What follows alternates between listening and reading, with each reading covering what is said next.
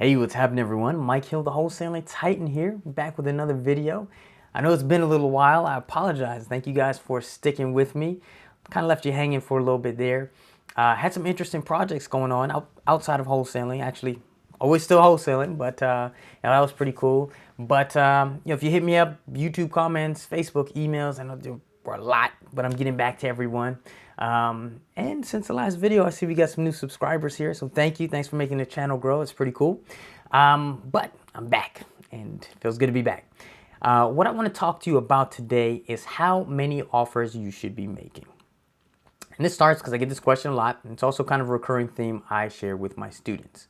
So before I get into that, also just want to plug the new site. It is wholesalingwithmike.com. Some of you have visited my old blog, which I just kept up there, the Wholesaling Titan. But that's pretty basic. Everything I'm now migrating to the new site, wholesalingwithmike.com. Still a work in progress, so if you're seeing this video around the time I shot it, some of those links, I'm finding some bad links and stuff like that. It's a work in progress. Bear with me. If you know me, my style, ready, fire, aim. So I'd rather just get it out and then fix shit along the way than wait till it's perfect and then a year later put it out and then maybe that information is outdated.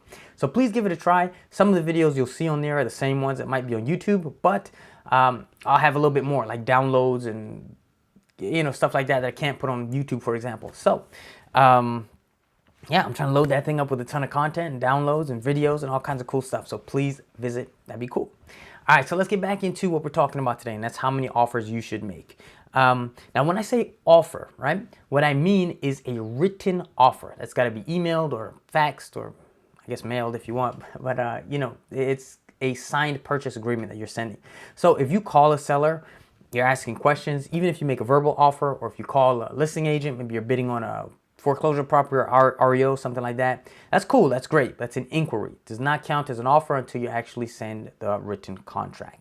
So you always want to have that pipeline, the leads coming in, which is why I have that varied approach. I have leads from my paid marketing, and then I also do, in order to be making offers daily, I make offers on physically distressed properties that I find on the MLS.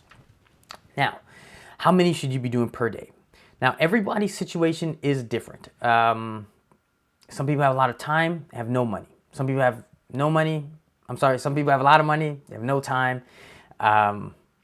Different target markets, different goals, all things like that. So when I look at a student, I'll kind of tell them where they should be based on their personal situation. But for the most part, a number I like to start with is 5. Now, don't shut the video off there because that's not the answer. That's just kind of what I say, but now you got to get the explanation piece, right?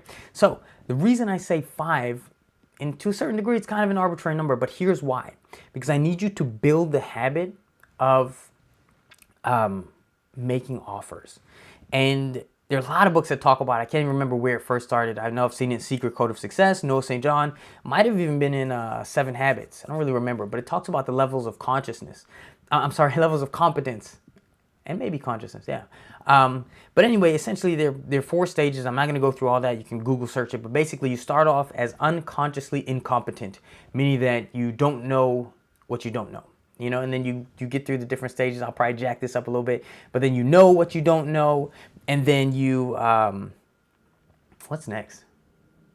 You're consciously competent. Then you know how to do it, but you have to kind of like focus on it. And then you are unconsciously competent, which means you can just do it. So I know I messed that up, but if you don't follow me, the example that they generally use is like driving a car. So the first time you get in a car, like you gotta be very conscious. You gotta be on point. Oh, I'm putting into drive. You gotta think. You gotta be very alert. But you should be at all times. But you get what I'm saying. Like you have to focus on what you're doing. If you're driving stick, clutch, gas, blah, blah, blah, stuff like that. Whereas if you've been driving for 10 years and let's say you take the same route to work every day, it's for the most part automated. You may not even remember your drive because you're on autopilot. And so that's what I'm trying to achieve with students, is to get them on autopilot of making these offers, right? And there's a lot of things you learn along the way, but a lot of it you learn simply by doing, by getting reference experience. And obviously my students ask me and I just tell them what it is. But you want to make it a habit. And I'll tell you, one of the most powerful books I've ever read, it's in my top 5, it's had the most impact on who I am, is called The Power of Habit by Charles Duhigg. I'm not sure if I'm saying that right. I think it's Duhigg. I'll put like a screenshot up of it or something.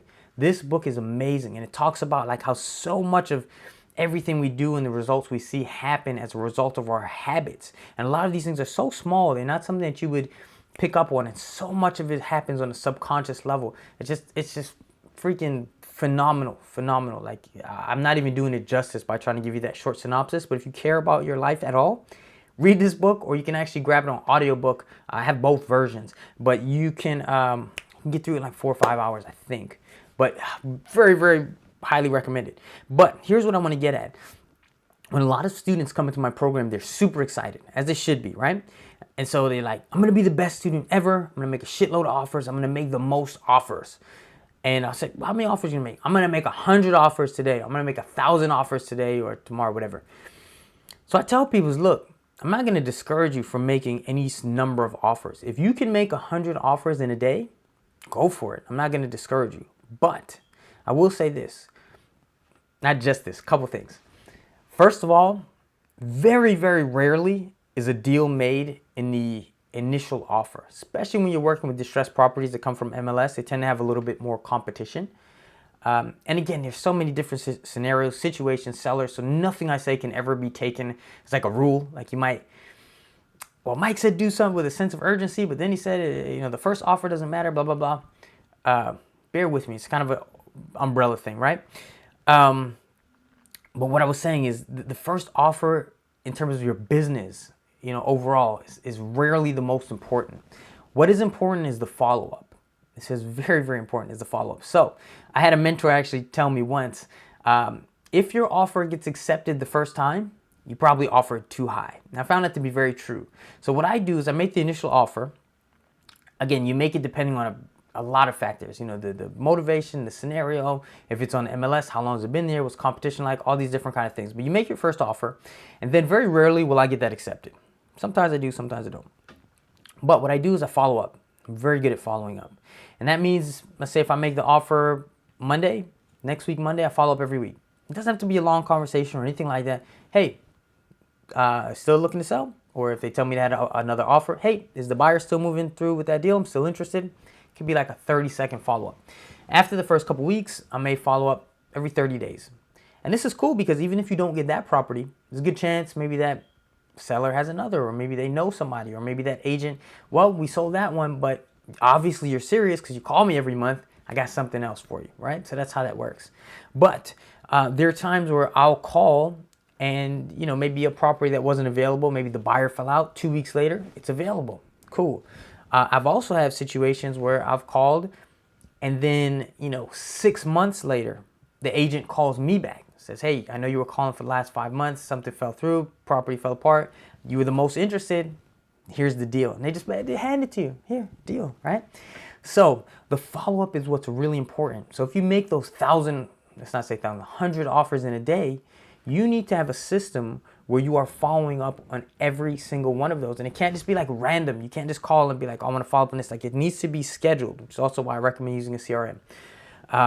Which you don't need if you're new and your budget is limited. It's just something that you should be aware of for the future.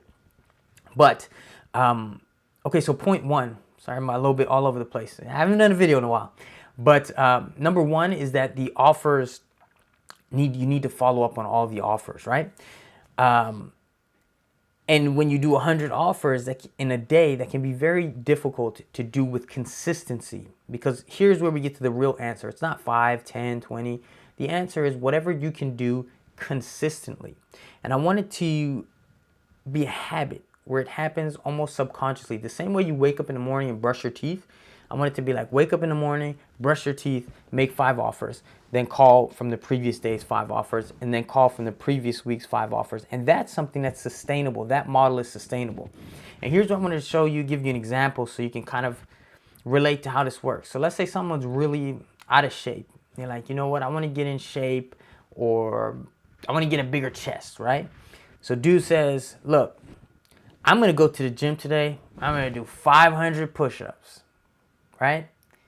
You could go to the gym, do 500 push-ups, might get stronger, might see it a little bit, you'll be sore as shit the next day, but overall, is that really going to help you? Rather, what I would recommend is, look, go to the gym on Monday, do 5 push-ups for 1 set. Tuesday, go back, do 5 push-ups for 2 sets. Wednesday, do 5 push-ups for 3 sets. And Thursday, no personal trainer, obviously, it's coming off the top. Thursday, do 10 push-ups for a set. Now I'm just making up numbers. Friday, 10 push-ups for 2 sets, right? And whatever. My point is, be consistent here, right? And then when you do that, right, and you habit, like no matter what, I'm gonna be at the gym at 9 a.m. every day. Not only can you start to slowly increase the number of push-ups, the number of reps, the number of sets, but every time you do it, despite doing more volume, it's easier and you're able to do more. So that's what I like to see. Pick a number that you can do comfortably. I suggest 5, that you can follow up with every single day. And as you build that habit, you know what to say better. The phone calls are quicker. They're more efficient. People are calling you, things like that. And from there, the next week you can make 6. And the next week you can do 7. Next week you're doing 10. 2 weeks, maybe you can hire a VA and have them, maybe you handle the leads that come in via phone, and the initial offers that can be made automated, they can handle those. And then you can slowly ratchet up the number of offers you make. But what's most important is that you build the habit of doing it, and you do it with consistency. So if you can take 2 things away from this video, it's going to be follow up, follow up, follow up, right? That's point number 1. You got to consistently follow up. And point number 2 is you got to do stuff with consistency. You go in, you do 100 push-ups one week, and you take a week off and you do 100 push-ups the next week. You're not going to see the same results if you go in, you do your 5, then you do your 10, then you do your 15. Despite, like I said before, despite increasing the volume, it gets easier and you see results. So I hope you enjoyed that little tidbit. I'll be back with some more videos. As always, shoot me questions via email, comments, on YouTube or Facebook. And if you could visit my website, Wholesaling with Mike, that would be freaking awesome. Thank you guys for tuning in. I will be back with a new video for you soon. Peace.